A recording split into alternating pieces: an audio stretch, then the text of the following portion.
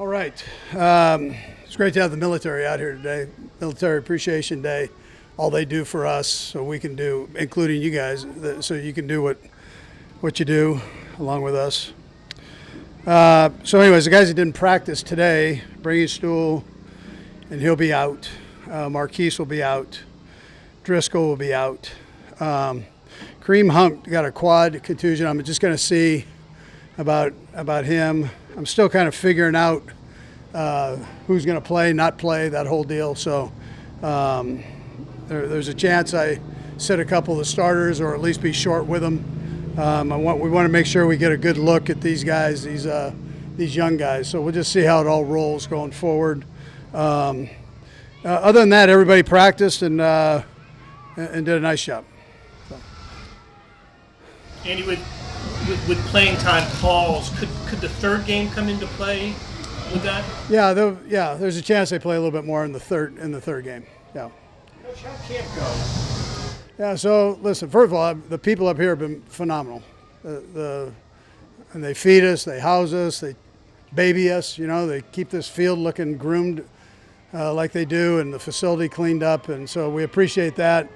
And then the guys came up in a good frame of mind. They worked hard. I mentioned it to them last night that, you know, there wasn't one of those days where we had a hiccup day, you know, where everything was just not right. The biorhythms were down, all that. We didn't have one of those. I mean, the guys came out with a purpose, and I thought they handled it the right way and worked their tail off. We got some good weather.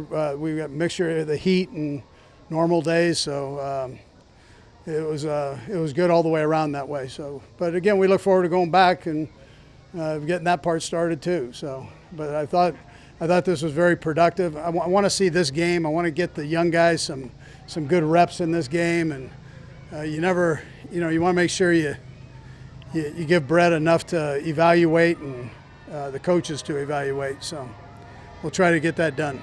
How impressed have you been with Chris Olajokin, both in the game and in these past few days? Yeah, so look, I thought he had a good game last week. So he'll play. He'll get some playing time this week, and all of them will. Pat would be the one that would get slighted, you know. But so that would be, you know. But those other three will get plenty of time. Well, we'll see. There's a good chance he doesn't, but we'll see how it goes. What do you mentioned?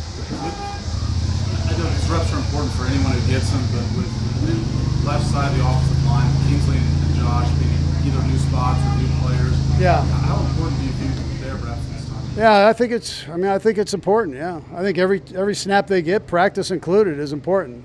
There's got to be a chemistry that they develop there, and that takes a little bit of time. So.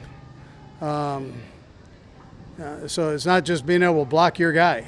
All the games involved and blitzes involved and communication. You gotta play with each other to know that. So yeah.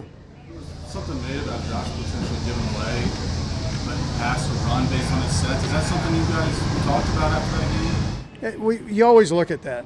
I mean, you look at it at every position, quarterback included. I mean, you want to make sure that you're not giving anything away, and that's a battle. And these guys, we train them that way so they can evaluate themselves too. And maybe one thing sets up another thing. So. Andy, you've said previously that you met Taylor before she began dating Travis with the announcement of her being on, the Brothers podcast today, and obviously announcing the album. Any excitement? Any chance you'll get a chance to view podcast later today? No, but listen. I'm like really old, Nate. My grandkids will be all over it. So I'm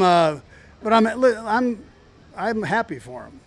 Yeah. Both of them, like each other, and that's what a plus that is. They care about each other, and that's I think that's the most important thing. The older you get, you want these guys to have somebody they can settle down with and that whole deal. And so, I think it's a neat deal for them. Yeah. Both of them. On that non-football Travis front, the big GQ article came out yesterday. I'm assuming you didn't probably read that whole thing, but I don't know if you saw the photographs holding snakes and alligators. It's great to be young, man. That alligator was 175 pounds or something. They made him hold it for quite a while, it looked like. So I'm not sure who was madder, the alligator or Travis. But Serious question about campus. No hiccup days. You rarely have hiccup days up here, but what do you kind of attribute that to, the way this kind of camp works? yeah, I would tell you the senior leadership on the team. You know, you got guys that don't miss practice, that have been around. I mean, take Travis. We're talking about Travis. Yeah, take Travis. He don't want to miss a rep, let alone a practice. So that goes a long way.